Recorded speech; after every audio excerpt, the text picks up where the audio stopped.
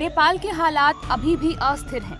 नेपाल के सबसे पवित्र धार्मिक स्थलों में से एक पशुपतिनाथ मंदिर को देश में बढ़ते हिंसक प्रदर्शनों के कारण बुधवार को दर्शनार्थियों के लिए बंद कर दिया गया है। मंदिर परिसर की सुरक्षा सुनिश्चित करने और शांति बनाए रखने के लिए नेपाल सेना को तैनात किया गया है। देशव्यापी सरकार विरोधी प्रदर्शन के बीच मंदिर को बंद करने का फैसला लिया गया।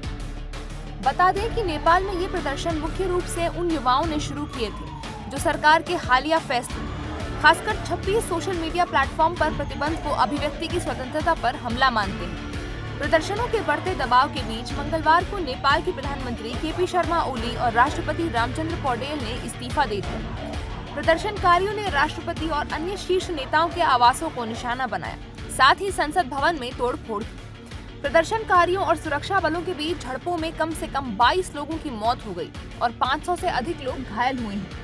नेपाल में पशुपतिनाथ मंदिर बंद करने को लेकर भारतीय नेताओं ने अपनी प्रतिक्रिया दी है।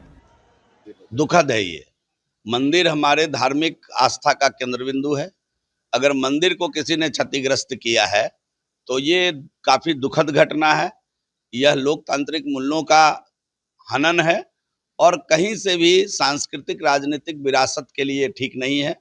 बाबा पशुपतिनाथ जी का मंदिर पूरे विश्व के हिंदुओं के लिए आस्था का केंद्र है।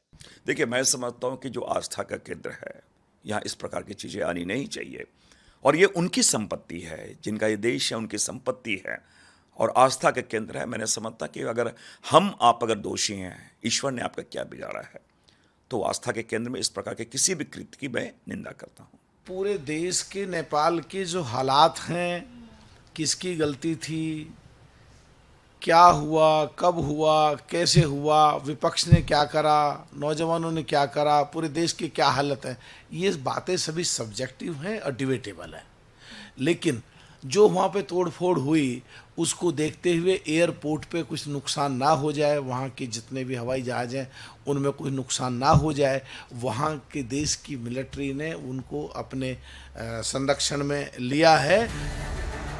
नेपाली सेना ने मंगलवार देर रात से काठमांडू में स्थिति को कंट्रोल करने के लिए सैनिकों की तैनाती शुरू कर दी है। भारत ने नेपाल सीमा पर सतर्कता बढ़ा दी है और अपने नागरिकों को नेपाल में यात्रा से बचने और घरों में रहने की सलाह दी है। इसी बीच प्रधानमंत्री नरेंद्र मोदी ने सुरक्षा मामलों की कैबिनेट समिति की बैठक में नेपाल में बिगड़ती स्थिति पर चर्चा की।